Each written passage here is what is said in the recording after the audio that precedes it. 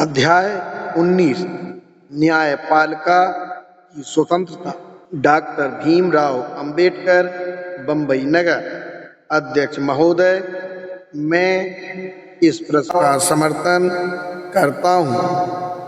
अब जब की बहस बिल्कुल समाप्ति पर है, मैं इस प्रस्ताव पर बोल रहा हूँ और यह समझता हूँ कि माननीय गृह मंत्री को जवाब देने के लिए थोड़ा समय मिलना ही चाहिए। इसलिए जो वक्तव्य मैं इस सदन में देना चाहता हूँ उसे संक्षेप में ही कहूँगा। महोदय, अपनी ओर से बोलते हुए मैं जो पहली बात कहना चाहता हूँ वह यह है कि अधिनियम जो इस निंदा प्रस्ताव का आधार है, मेरे लिए आश्चर्य की बात नहीं है।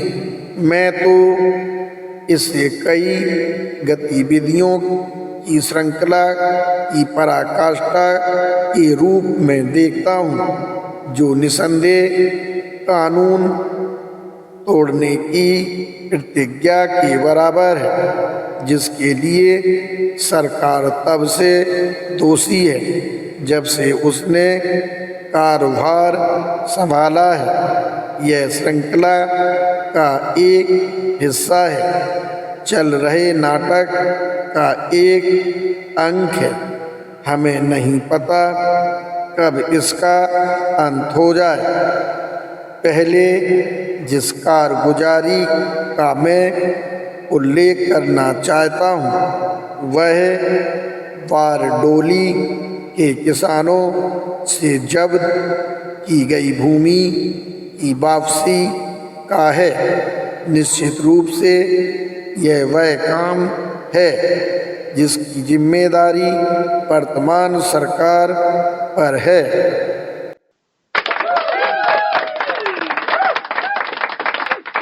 मेरी इच्छा है कि मेरी बात सुनी जानी चाहिए, क्योंकि मुझे दिया गया समय सीमित है। माननीय अध्यक्ष शांत या माननीय सदस्य अपना स्थान पुनः ग्रहण करेंगे। मुझे नहीं लगता विचार विमर्श इस आधार पर होना चाहिए। यह तो अंतहीन क्षेत्र में प्रवेश करने जैसा होगा। इस समय यह नहीं है कि सरकार अपने पुराने कार्यों के लिए निंदा की पात्र है या नहीं, बल्कि मुद्दा यह है कि यह विशेष अधिनियम जो वर्तमान प्रस्ताव की विषय वस्तु है वह निंदा का पात्र है या नहीं। यह प्रस्ताव जो एक निश्चित विषय को लेकर है, जनता के लिए तात्कालिक महत्व का है। इस निश्चित प्रस्ताव के कारण चर्चा की स्वीकृति दी गई है और जिसका पालन बहस के दौरान भी करना होगा, अन्यथा विचार विमर्श का उद्देश्य नष्ट हो जाएगा। इसलिए मैं माननीय सदस्य से प्रार्थना करता हूँ कि वह सदन के समक्ष प्रस्तुत निश्चित अधिनियम तक ही अपने को सीमित रखें। डॉक्टर भीमराव अंबेडकर महोदय, क्या मैं यह निवेदन कर सकता हूँ कि सादृश्यता का उल्लेख करने और तर्क देने तथा उसके गुणों की चर्चा करने में भिन्नता होती है। अगर मैं बारडोली भूमि की वापसी के प्रस्ताव के गुण दोषों की बात करूं तो निश्चित रूप से मैं आपके द्वारा बताई गई आपत्ति का पात्र बनूंगा, लेकिन आपकी व्यवस्था के अंतर्गत मैं यह अवश्य कहूँगा कि यह अधिनियम सरकार की गतिविधियों की श्रृंखला की पराकाष्ठा है और सरकार की एक पिछली गतिविधि की चर्चा करते समय उसके गुणों में ना जाकर मैं अपना वक्तव्य 5:30 बजे तक समाप्त करने को सहमत हूँ। माननीय अध्यक्ष, मुद्दा यह नहीं है कि माननीय सदस्य एक निश्चित अवधि में अपनी बात समाप्त करने को सहमत है। मेरे विचार में यह एक निश्चित मामला है तथा माननीय सदस्य को किसी निश्चित मामले पर चर्चा करने के लिए सदन में अनुमति दी गई है, लेकिन मामलों का उल्लेख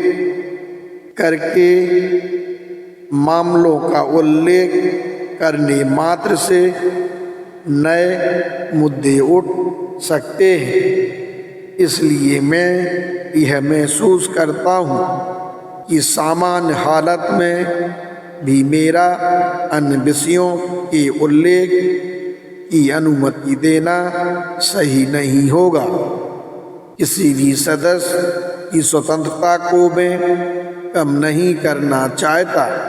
मैं यह अवश्य चाहता हूँ कि इस मामले में जितने मुद्दे हो सकते हैं उन पर बल दिया जाए, लेकिन मैं अन्य मामलों का उल्लेख करने की अनुमति नहीं दूंगा, चाहे कार्य करने या ना करने का सवाल ही क्यों ना हो। ऐसा नहीं है कि मैं सदन की बैठक जल्दी खत्म करने को उत्सुक हूँ और इसलिए उन संदर्भों की अनुमति नहीं देना चाहता। माननीय सदस्य सदन के समक्ष इस मुद्दे पर अपनी पूरी बात कहने का अधिकार रखते हैं। डॉक्टर भीमराव अंबेडकर, मैं इस संदर्भ में सदन के समक्ष विषय तक ही अपनी टिप्पणी सीमित रखूंगा। महोदय, अब मैं सदन के समक्ष इस मामले के संदर्भ में यह कहना चाहता हूँ कि सबसे पहले हमारे पास समाचार पत्रों से मिली जानकारी के सिवाय मामले के तथ्य हमें नहीं बताए गए हैं। हमारे पास कोई निश्चित आंकड़े नहीं हैं और मुझे बताया गया है, यद्यपि माननीय गृह मंत्री से अनुरोध भी किया गया था कि वह वास्तविक तथ्यों की जानकारी सदन को दें, लेकिन उन्होंने ऐसा नहीं किया। इसलिए मैं सदन के अन्य सदस्यों की तरह कठिनाई महसूस कर रहा हूँ। हो सकता है कि आखिर में जब तथ्यों को उजागर किया जाएगा तब यह पाया जाए कि यह बहस या तो अनावश्यक थी या असामयिक थी, लेकिन अगर बहस बेकार व अनावश्यक बन जाती है तो इसका दोष आवश्यक रूप से माननीय गृह मंत्री के ऊपर है, क्योंकि उन्होंने ही सदन को विश्वास में नहीं लिया और वास्तव में क्या हुआ यह नहीं बताया। अगर उन्होंने ऐसा किया होता तो शायद प्रस्ताव के माननीय प्रस्तावक ने उसे वापस ले लिया होता। शायद अन्य सदस्यों ने कहा होता कि बहस में भाग नहीं लेना चाहते हैं, लेकिन जैसा कि मैंने कहा है कि अगर बहस अंततः निष्फल सिद्ध हुई तो दोष उनका ही होगा। समाचार पत्रों की रिपोर्ट से मिले तथ्यों के आधार पर विचारणीय मुद्दा क्या है? कहा जाता है कि उच्च न्यायालय ने इन व्यक्तियों का आवेदन रद्द कर दिया है। प्रश्न यह है कि मंत्री महोदय ने इसकी अनुमति क्यों दी है? मुझे यह एक सीमित मुद्दा लगता है। वस्तुतः 2 अपराधियों को सुनाई गई सजा को निलंबित करने के लिए माननीय गृह मंत्री कह सकते हैं कि उच्च न्यायालय के पास निलंबित करने की शक्ति नहीं है और इसलिए यह आग्रह करना बिल्कुल ही अप्रासंगिक होगा कि क्या उच्च न्यायालय बुद्धिमानी से या अल्पबुद्धि से सजा निलंबित करने से मना कर सकता है। सवाल यह नहीं है, सवाल यह है कि जिन बंदियों को कानूनन दोषी माना गया है उनके बारे में सरकार को सजा स्थगित करने, कम करने या घटाने का जो अधिकार या विशेषाधिकार प्राप्त है, क्या उसका उपयोग सही ढंग से किया गया है? प्रश्न यह है कि क्या विवेक का उचित ढंग से पालन किया गया है? महोदय, यह जानने के लिए कि माननीय गृह मंत्री ने इस प्राधिकार के अनुरूप कार्य का निष्पादन ठीक ढंग से किया है या नहीं, इसके लिए कुछ संभावनाओं को निकाल देना आवश्यक है। सर्वप्रथम समाचार पत्रों की रिपोर्ट से मिले तथ्यों के आधार पर यह स्पष्ट है कि जो व्यक्ति बड़े पैमाने पर जुए में लिप्त थे वे निश्चित रूप से गरीबी से पीड़ित नहीं थे या अपना पेट भरने के लिए जुए जैसे घृणित कार्य में प्रवृत्त हुए हों। मामला निश्चित रूप से यह नहीं है। तथ्यों के अनुसार ये लोग समर्थ बनिए थे, उनके पास बहुत पूंजी थी। भारत के विभिन्न नगर के विभिन्न भागों में उनकी अनेक कंपनियां या प्रधान कार्यालय थे और उनका व्यापार बड़े पैमाने पर चलता था। इसलिए इस मामले में ऐसा कोई तर्क पेश नहीं किया जा सकता है कि वे ऐसे दुर्भाग्यशाली लोग थे जिन्हें अपनी गरीबी के कारण, अपनी विपरीत परिस्थितियों के कारण जुए जैसे कार्य का आश्रय लेने को बाध्य होना पड़ा। यह सफाई नहीं हो सकती क्योंकि तथ्य उस तरह के निष्कर्ष के बिल्कुल विरुद्ध है। दूसरे पेश की गई रिपोर्ट में और उच्च न्यायालय में दिए गए आवेदन में कम से कम यह नहीं कहा गया है कि इसके निलंबन का कोई अन्य आधार है। यह कहीं नहीं दर्शाया गया है कि ये दोनों मुजरिम बीमार थे या किसी बीमारी से पीड़ित थे। यह कहीं नहीं दर्शाया गया है कि इनके परिवारों पर कोई घरेलू संकट आ पड़ा था जिसके कारण उन्हें दौड़ना जरूरी था। अपने सामने रखे तथ्यों से हमें यह भी नहीं पता चलता और सारे अनुशासन गलत है। तीसरे, जिस संभावना का सुझाव दिया जा सकता था वह थी कि वे अधिक ऊंचे अधिकरण से अपील करना चाहते थे। उस परिकल्पना के विरुद्ध यह सबको पता है और मुझसे कहीं बेहतर गृह मंत्री जानते हैं।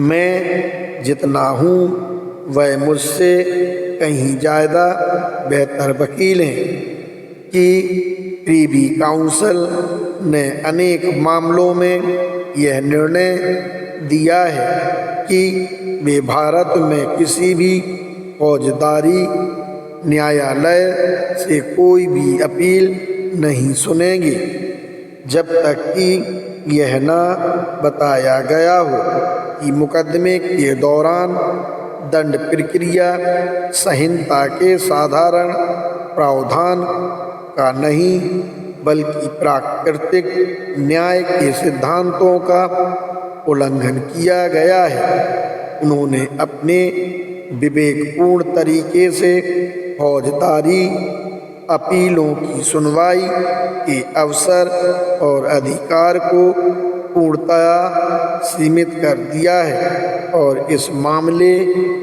में किसी ऐसे सुझाव का आभास भी नहीं मिलता कि मुख्य प्रेसिडेंसी मजिस्ट्रेट या उच्च न्यायालय में जहां मुकदमा व अपील क्रमशः संचालित गई थी वहां किसी भी तरह से दंड प्रक्रिया संहिता के प्रावधानों या प्राकृतिक न्याय के सिद्धांतों की अनदेखी हुई हो।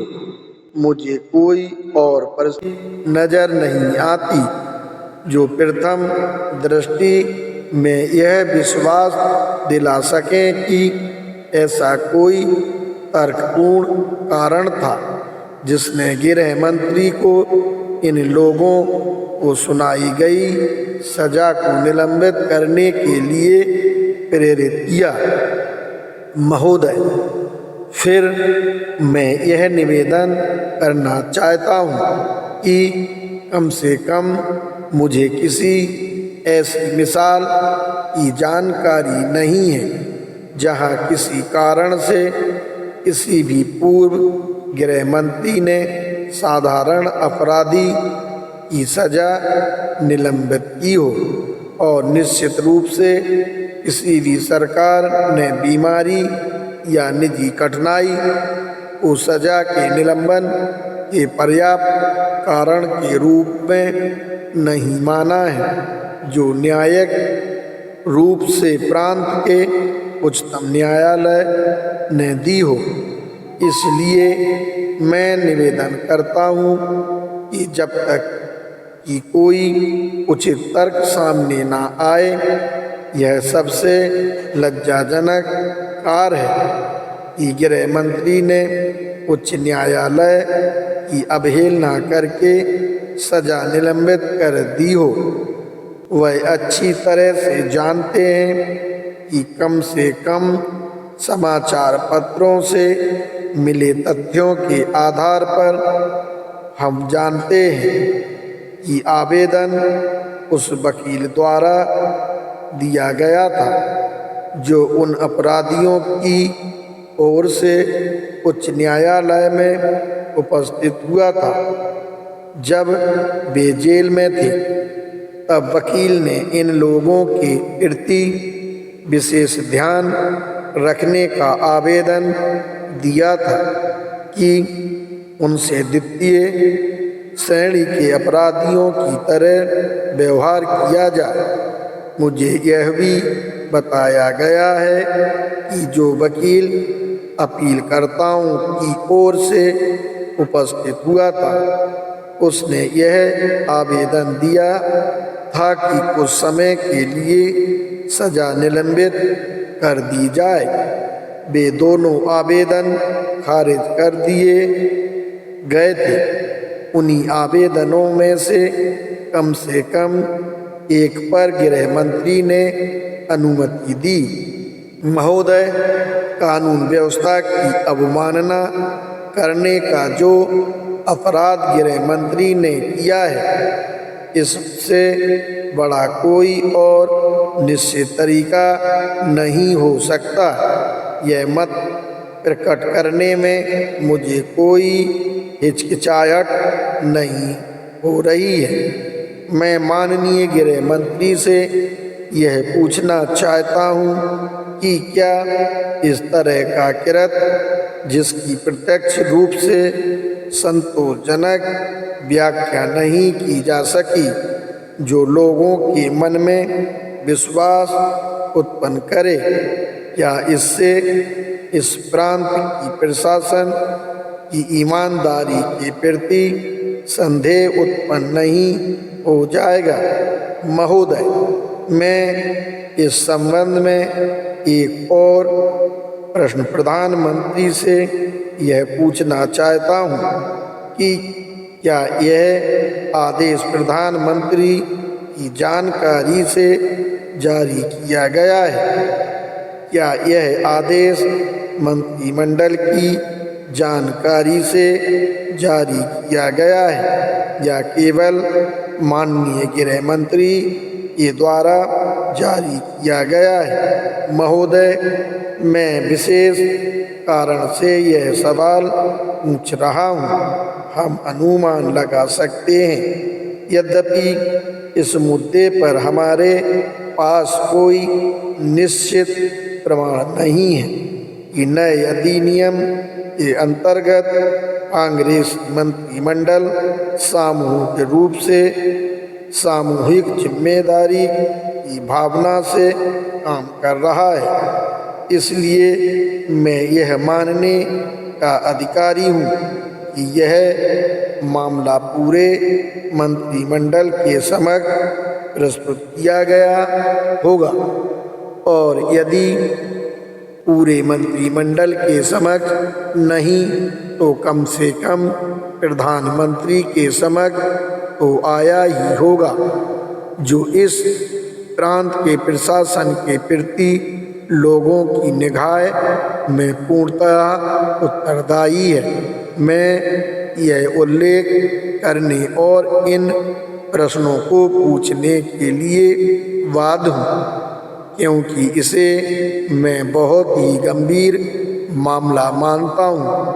अपराधी व्यक्ति को सुनाई गई सजा को निलंबित करना निश्चित रूप से कानून का उल्लंघन करना है, और मैं कहता हूँ कि जिस कृत्य में न्याय प्रशासन तथा इस क्षेत्र के लोगों के कल्याण जैसी गंभीर बातें निहित हैं, वह प्रधानमंत्री की जानकारी के बिना संचालित नहीं किया जा सकता है।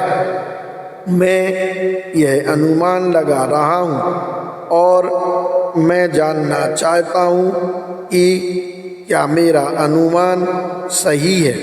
मुझे आशा है मुझे अपने प्रश्न का उत्तर अवश्य मिलेगा। श्री W.S. मुकदम महोदय, क्या मैं जान सकता हूँ कि इस सदन में कुछ पीने की अनुमति है? मैं एक तथ्य आपकी जानकारी में लाना चाहता हूँ कि नगर आयोजन अधिनियम पर विचार विमर्श के दौरान जब श्री मीरामस बोल रहे थे, मैंने व्यवस्था का प्रश्न उठाया था और माननीय इब्राहिम रहीमतुल्ला ने यह आदेश दिया था कि सदन में किसी भी पेय की अनुमति नहीं है। फिर श्री मीरामस के यह पूछने पर कि क्या पानी की अनुमति है, अध्यक्ष महोदय ने कहा था कि पानी की अनुमति नहीं है। माननीय अध्यक्ष, मेरे ख्याल से इस सदन में कोई भी पेय न लेने की परंपरा होना ज़्यादा बेहतर है। यानी मेरा तात्पर्य पानी के अलावा किसी अन्य चीज से नहीं है। श्री W.S. मुकद्दम श्री मीरा मस ने पूछा था कि क्या इस सदन में पानी पीने की अनुमति है, और अध्यक्ष महोदय ने कहा था कि पानी की भी अनुमति नहीं है। माननीय अध्यक्ष, माननीय सदस्य श्री मुकद्दम ने पेय के संदर्भ में नियमावली को उठाया था, जिसके अनेक अर्थ हो सकते हैं, और इसलिए मैं पेय के अर्थ को पीने के पानी तक सीमित कर रहा हूँ। मेरा ख्याल है कि माननीय सदस्य श्री मुकद्दम ने इस मुद्दे को माननीय सदस्य डॉक्टर अंबेडकर के संदर्भ में उठाया है, जिन्होंने भाषण देने से पहले अपने को शक्ति प्रदान करने के उद्देश्य से एक घूंट लिया था। डॉक्टर भीमराव अंबेडकर महोदय, क्या मैं स्थिति स्पष्ट कर सकता हूँ? मैं अपच से ग्रस्त हूँ। डॉक्टरों की हिदायतों के अनुसार मैं शनिवार और रविवार 2 दिनों तक खाना नहीं खाता, और इन दोनों दिनों तक पानी पीने की भी अनुमति नहीं है। इसलिए सोमवार को मैं काफ़ी थका हुआ था, और जब तक मैं पानी का एक घूंट नहीं लेता भाषण नहीं दे सकता था। अगर मैंने सदन के शिष्टाचार व शालीनता के नियमों का हनन किया है तो मैं सदन से क्षमा मांगता हूँ।